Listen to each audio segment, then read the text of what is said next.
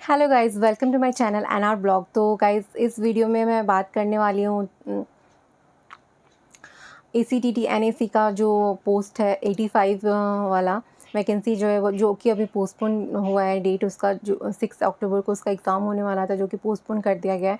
तो उसकी मैं सिलेबस के बारे में एंड स्पेशली जीके में क्या क्वेश्चंस, किस टाइप के क्वेश्चंस पूछे जाते हैं, तो मैं उसके बारे में यहाँ पे बात करने वाली हूँ। क्योंकि मुझे पर्सनली FB इंस्टाग्राम पे मैसेज भी आया था कि जीके जीएस में क्या किस टाइप के क्वेश्चंस पूछे जाते हैं, एंड यूट्यूब में भी मुझे कमेंट आया हुआ था। तो मैं सोच रही हूँ कि इसके बारे में थोड़ा एक डिटेल वीडियो बना दूँ। तो बेसिकली ये जो वीडियो है ये मतलब पूरा मैथ्स हो गया या फिर रीजनिंग हो गया, जीके, इसके बारे में मैं इसमें डिटेल में बताऊँगी आप लोगों को, ताकि जिनका भी एग्ज़ाम है उनको हेल्प हो जाए। क्योंकि सेल का जो भी है प्रीवियस ईयर क्वेश्चंस वो अवेलेबल होता ही नहीं है, और पहले जिस पैटर्न में एग्ज़ाम होते थे अभी उस पैटर्न में एग्ज़ाम नहीं हो रहे हैं, तो यहाँ पे प्रॉब्लम हो जाती है। हम लोगों का भी एग्ज़ाम था तो हम लोगों को प्रॉब्लम हो रहा था। तो अभी जैसे अभी हमारा एग्ज़ाम हुआ है तो हम शेयर कर सकते हैं वो चीज़, तो आप लोगों के लिए भी हेल्पफुल हो जाएगा वो चीज़। तो वीडियो को लंबा नहीं करते हैं, स्टार्ट करते हैं। एंड मैं सबसे पहले तो आप लोगों को अपना प्रोसेस, हम लोग का जो भी जितना भी मतलब प्रोसेस चला है ना, मैं थोड़ा-सा उसका इंट्रोडक्शन आप लोगों को देना चाहूँगी, ताकि क्योंकि बहुत लोगों को ऐसा लगता है ना जैसे कि हमने ज़मीन दिया है तो हमें फ्री का जॉब मिल गया है, तो हमें कुछ करना ही नहीं पड़ा है।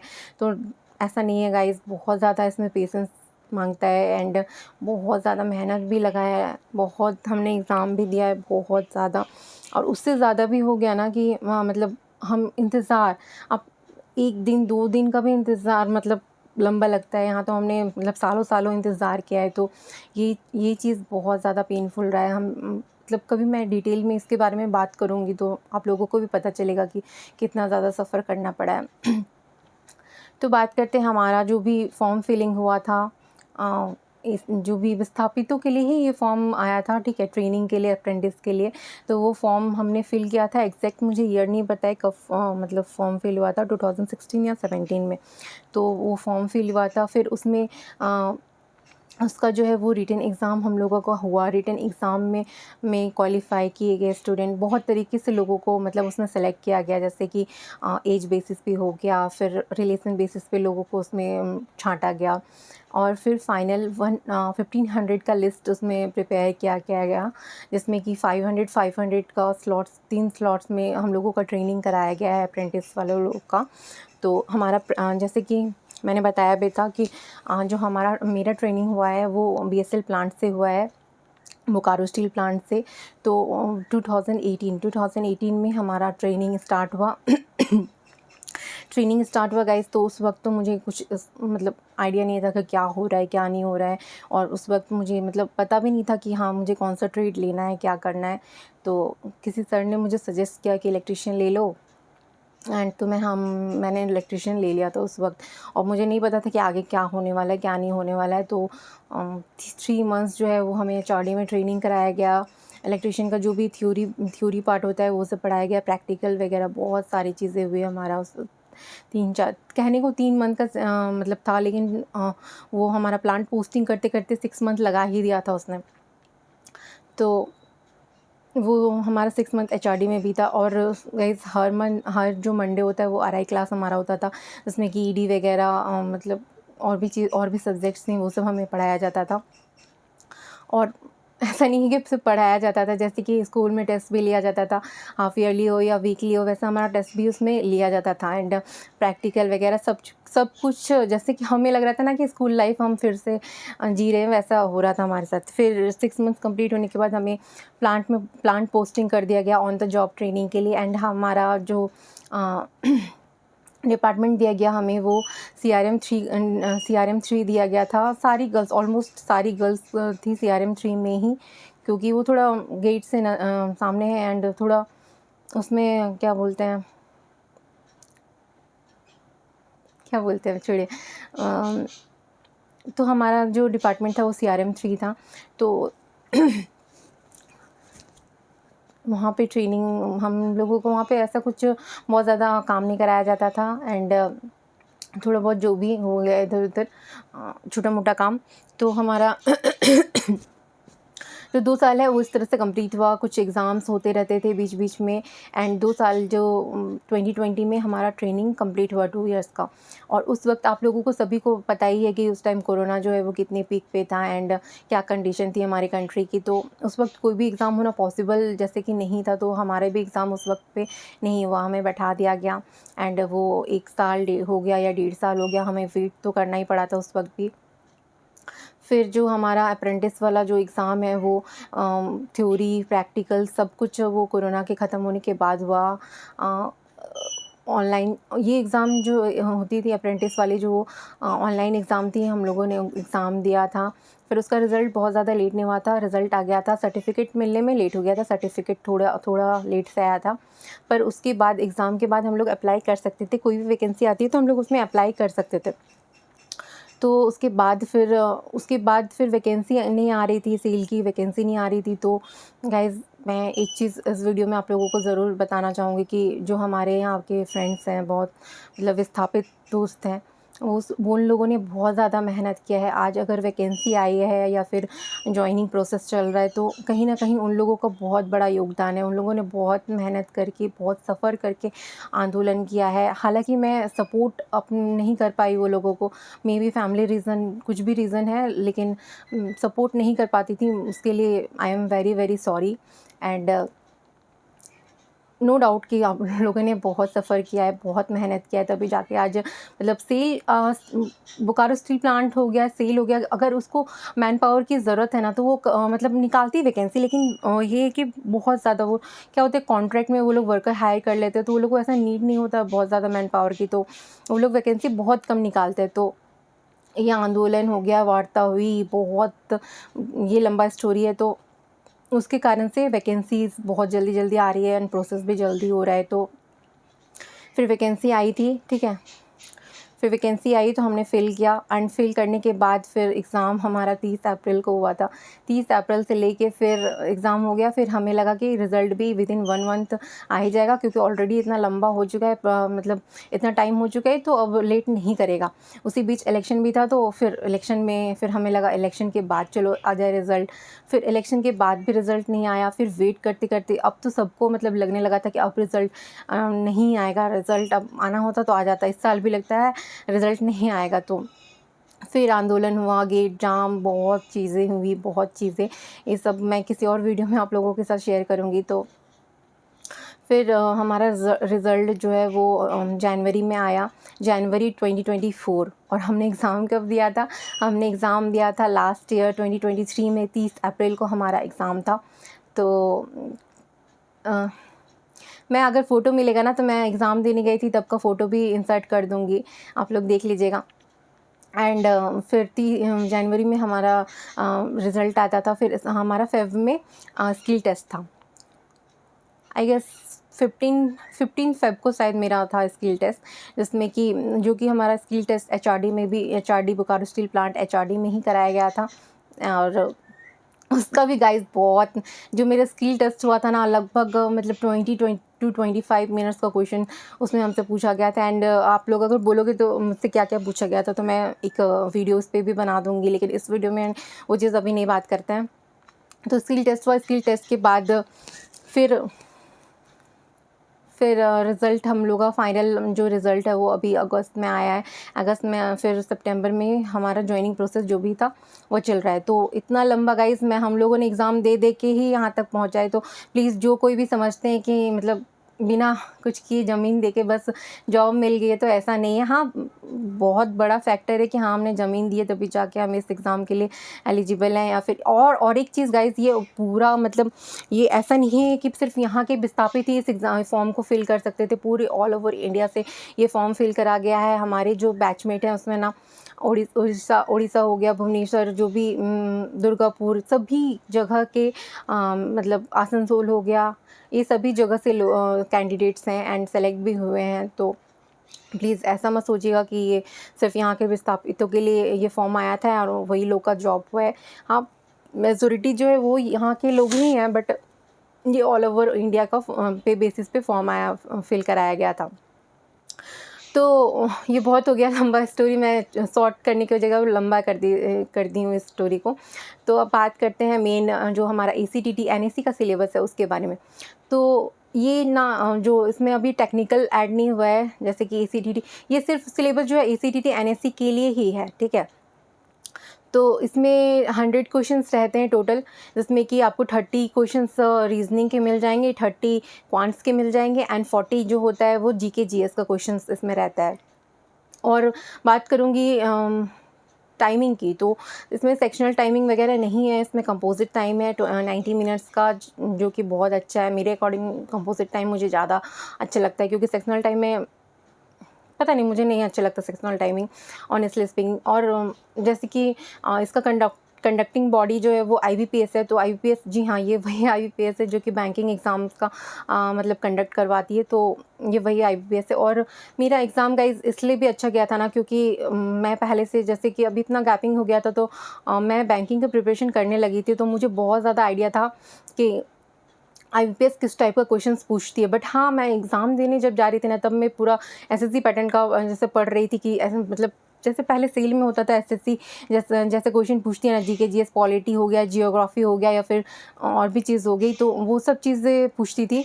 तो मैं वो सब चीज़ सोच रही थी कि GK GS में उस टाइप का क्वेश्चन आएगा। तो यहाँ पे नहीं, IBPS तो IBPS है, उसने अपने जो उसका पैटर्न है पूछने का, उसी पैटर्न में वो क्वेश्चन भी पूछा गया था। तो आगे मैं बताऊँगी कि क्या-क्या क्वेश्चंस आया था। मुझे ज़्यादा तो याद नहीं है, बट 2-4 क्वेश्चंस मैं आप लोगों को हिंट करके बता सकती हूँ। तो बात करते हैं मैथ्स की। सबसे पहले मैथ्स की बात करते हैं, तो मैथ्स में आप लोगों का 10 से 12 क्वेश्चन जो आप लोगों का वो सिम्प्लीफिकेशन मिल जाएगा, जो बेसिक सिम्प्लीफिकेशन रहते हैं। 1-2 आप लोगों को कैलकुलेटिव लगेगा, जैसे कि पॉइंट वगैरह में अगर दे दिया तो वो सब थोड़ा कैलकुलेटिव हो जाता है, बाकी सिंपल ही रहता है। उसके बाद आते हैं कि 4 to 5 मार्क्स का आपका DI आ जाएगा। DI आप लोग का बेस पे हो सकता है, पाई चार्ट पाई चार्ट पे DI आ जाए, या फिर बार ग्राफ, या फिर लाइन ग्राफ, ऐसे करके किसी एक चीज़ पे डाटा पे आप लोगों का DI आ जाएगा। उस पे बेस 4 से 5 क्वेश्चंस रहते हैं। एंड क्वेश्चंस बहुत ज़्यादा इजी रहते हैं गाइस, बहुत ज़्यादा। एवरेज पे हो गया, या फिर रेशियो पे हो गया, इस टाइप के ही क्वेश्चन, सिंपल क्वेश्चंस रहते हैं DI का। तो आप लोग प्लीज़ DI को कभी भी स्किप मत कीजिएगा एग्ज़ाम में। वो मार्क्स स्कोर, मतलब आप लोगों का स्कोर वो बढ़ाने के लिए है। और फिर बात करते हैं रेस्ट। तो रेस्ट का आप लोगों को नंबर सीरीज़ हो गया, ये 1-2 क्वेश्चन आप लोगों को नंबर सीरीज़ का भी मिल सकता है। एंड बाकी जो है वो अर्थमेटिक रहता है। अर्थमेटिक में गाइस बहुत सारे चैप्टर्स है, बहुत सारे चैप्टर्स। तो आप लोग जितना हो सके आप लोग मतलब चैप्टर सारा कंप्लीट करके बेसिक्स, जैसे कि चैप्टर्स का बात करूँ तो प्रॉफिट एंड लॉस हो गया, परसेंटेज हो गया, टाइम एंड वर्क हो गया, रेशियो प्रोपोर्शन हो गया, एजेस हो गया, फिर मेंसुरेशन हो गया, प्रोबेबिलिटी हो गया। तो इतने सारे चैप्टर्स हैं, जिसमें कि आप लोग कुछ बेसिक चैप्टर जैसे time and work, profit and loss हो गया, स्पीड, डिस्टेंस, टाइम, एजेस वाला, ये सब एवरेज, ये सब अगर आप इतना भी इतना भी चैप्टर कर लेते हो ना, तो इसलिए आप लोग 5-6 क्वेश्चंस कर लोगे आराम से। एंड रीजनिंग रीजनिंग बाकी क्वेश्चन आप लोग क्या स्किप, अगर जिसका भी मैथ्स है वो कर सकता है। एंड बाकी आप लोग कैलकुलेशन पे अपनी ध्यान दो। कैलकुलेशन अगर स्पीड उसमें रहेगा ना अच्छा, तो आप लोग का मार्क्स अच्छा आ जाएगा इस पे। अब बात करते हैं कि रीजनिंग की। तो रीजनिंग में गाइज, रीजनिंग में अगेन IBPS ने अपना ही बैंकिंग वाला जो पैटर्न है सेम फॉलो किया था, सेम टू सेम जो उसका पूछने का है। जैसे कि आप लोगों को ना अगर इसका प्रैक्टिस करना होगा ना, तो आप लोग SBI क्लर्क हो गया, या फिर IBPS क्लर्क हो गया, या फिर ज़्यादा से ज़्यादा मैक्सिमम हो तो RRB PO, इतना ही लेवल रहता है इसका पूछने का। और बहुत लोगों ने उस टाइम पे हल्ला भी किया था कि बहुत ज़्यादा हाई लेवल का क्वेश्चन पूछा गया था, बट ऐसा नहीं था। मुझे फील नहीं हुआ कि हाई लेवल ऐसा पूछा गया था क्वेश्चन। तो इस ईयर में भी उसको ध्यान में रखते हुए थोड़ा लेवल डाउन हो सकता है, बट आप लोग अपनी प्रिपरेशन तो अप ही रखो, अभी डाउन करने की ज़रूरत है ही नहीं। और वहाँ से आप लोग प्रीवियस ईयर क्वेश्चन जो है वो प्रैक्टिस कर सकते हो। और अब बात करते हैं रीजनिंग की। तो रीजनिंग में आप लोगों का सीटिंग अरेंजमेंट हो गया और पज़ल हो गया। सीटिंग अरेंजमेंट में हम लोगों का आया था सर्कल था। सर्कल में सब बाहर की ओर देख रहे थे, 8 पर्सन थे, एंड बाहर की देख रहे थे। तो उसका हम लोग को सीटिंग अरेंजमेंट करना था। एंड उसका 5 क्वेश्चन हो गया। एक पज़ल आई थी, पज़ल शायद बॉक्स या बेस्ड पज़ल थी। मुझे एक्चुअल मतलब पूरा याद नहीं अच्छे से, लेकिन पज़ल थी, एक पज़ल थी, एक सीटिंग अरेंजमेंट थी। हो गया। फिर 4 से 5 क्वेश्चन थे जो अल्फ़ा न्यूमेरिक सीरीज़ आई थी, उसमें से 4-5 क्वेश्चन थे। फिर बाकी जो बच गया वो मिसलेनियस में से आ जाएगा आपका ब्लड रिलेशन, सिलॉक्स हो गया, या फिर इनइक्वालिटी हो गई, या फिर डिस्टेंस डायरेक्शन, ये सब मिला करके बाकी के रेस्ट ऑफ क्वेश्चंस थे। तो रीज़निंग बहुत ज़्यादा मतलब ईज़ी होती है, अगर आप सारे टॉपिक्स कवर कर लोगे ना, थोड़ी प्रैक्टिस कर लोगे तो ईज़िली आप रीज़निंग को वहाँ पे बना सकते हो। अब बात करते हैं सबसे इम्पॉर्टेंट टॉपिक जो कि है वो जीके जीएस। तो जीके जीएस गाइस मेरा भी बहुत अच्छा नहीं है, मैं भी मतलब लास्ट मोमेंट पे ही पढ़ती हूँ जीके जीएस को लेकर के। तो जीके जीएस तो आईबीपीएस ऐसा नहीं है एसएससी और रेलवे की तरह वो लोग मतलब बहुत ज़्यादा स्टैटिक ये सब या फिर लास्ट 1 ईयर 2 ईयर ऐसा पूछती है। वो बेसिक सा क्वेश्चन करती है, मतलब पूछती है, तो वो ये बहुत ज़्यादा ये नहीं पूछता, डीप नहीं पूछता है, वन लाइनर ही पूछता है। क्योंकि आप लोग मतलब एग्ज़ाम का लेवल भी देख लो, उसके अकॉर्डिंग क्वेश्चंस पूछे जाते हैं। एंड क्वेश्चन कैसे, जैसे कि हमारा एग्ज़ाम 30 अप्रैल को था, तो उसमें मार्च से हमें शायद वर्ल्ड वाटर डे ऐसा करके उसका डेट पूछा था कि कब मनाया जाता है। उसके बाद हो गया आपका पराक्रम दिवस था शायद, तो उससे रिलेटेड गांधी एंड उससे रिलेटेड पूछा गया था कि ये किस स्पोर्ट्स से रिलेटेड ये ट्रॉफ़ी है। फिर किसी इंटरनेशनल ऑर्गेनाइजेशन का उसका हेडक्वार्टर पूछा गया था। उसके बाद इतने मुझे क्वेश्चंस याद हैं अभी, ठीक है। आप और एक चीज़ मतलब कोई स्कीम हो गया या फिर स्टेट का स्कीम आप उतना ध्यान नहीं भी दो तो नेशनल जो भी स्कीम्स आती है ना उसका मतलब क्या मतलब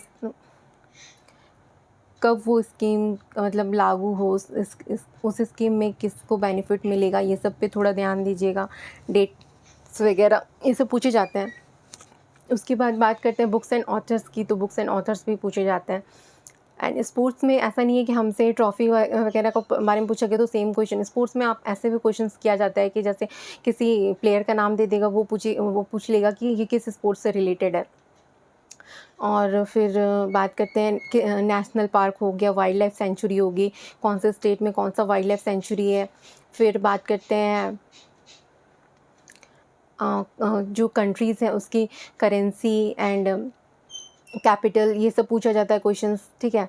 उसके बाद बुक्स एंड ऑथर से भी क्वेश्चंस आ जाते हैं कि ये बुक का मतलब ऑथर कौन है, या फिर कोई भी नेशनल इंटरनेशनल समिट हो गया, उससे क्वेश्चन आ जाता है। तो बेसिकली आप पूरा अगर देखो ना तो पूरा करंट अफेयर्स ही मैक्सिमम रोल प्ले करता है इसमें। स्टैटिक कुछ भी ऐसा पूछा नहीं, और स्टैटिक आपसे पूछा भी जाएगा ना जैसे पॉलिटी वगैरह से, तो कुछ भी मतलब करंट अफेयर्स से ही रिलेट करके पूछा जाएगा। जैसे मैंने आपको बताया कि पराक्रम दिवस था, तो पराक्रम दिवस तो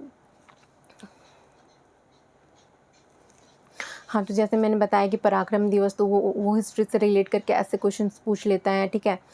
उसके बाद बस बेसिकली ऐसे ही क्वेश्चंस थे, ठीक है। आप इसमें कितना भी पढ़ लो, ये जीके जीएस जो है वो समंदर होता है, तो इस पे ज़्यादा फोकस करने की बजाय आप मैथ्स और रीजनिंग पे फोकस करोगे तो वो ज़्यादा आप लोगों के लिए बेनिफिट करेगा। एंड बात करते हैं कि जीके जीएस आप लोगों को पढ़ना कहाँ से है, तो आप लोग अगर कंपटीशन की प्रिपरेशन मतलब कंपटीशन की तैयारी करते हो ना, तो आप लोग जीके जीएस तो पढ़ते ही हो, करंट अफेयर्स तो पढ़ते ही होगे, क्योंकि आजकल करंट अफेयर्स हॉट टॉपिक है। तो करंट अफेयर्स तो आप लोग पढ़ते ही होगे, तो जहाँ से भी आप लोग पढ़ते हो, मंथली हो गया, वीकली हो गया, जहाँ से भी जैसे भी पढ़ते हो, आप लोग लास्ट 4 मंथ्स बस कवर कर लो, दैट इज़ इनफ। तो जैसे मैं अपना बात करूँ तो मैं बहुत सोर्सेस पढ़ लेती थी, जैसे कि अफेयर्स क्लाउड हो गया एंड स्मार्ट कीड़ा वगैरह, ये सबसे मंथली कंपारिजन मैं पढ़ लेती थी। एंड आप लोग उतना नहीं करो, क्योंकि स्मार्ट कीड़ा वगैरह में बहुत ज़्यादा डिटेल में दे देता है। मैं बैंकिंग की प्रिपरेशन करती थी इसलिए मैं पढ़ लेती थी उसमें से, लेकिन अब आप लोग के लिए वो नीड नहीं है।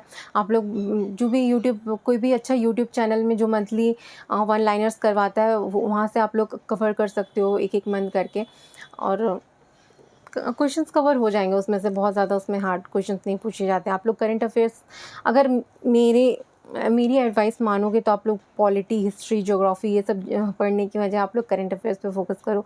वो करंट अफेयर्स से ही मैक्सिमम क्वेश्चंस उसमें पूछा जाएगा। तो दैट्स इट।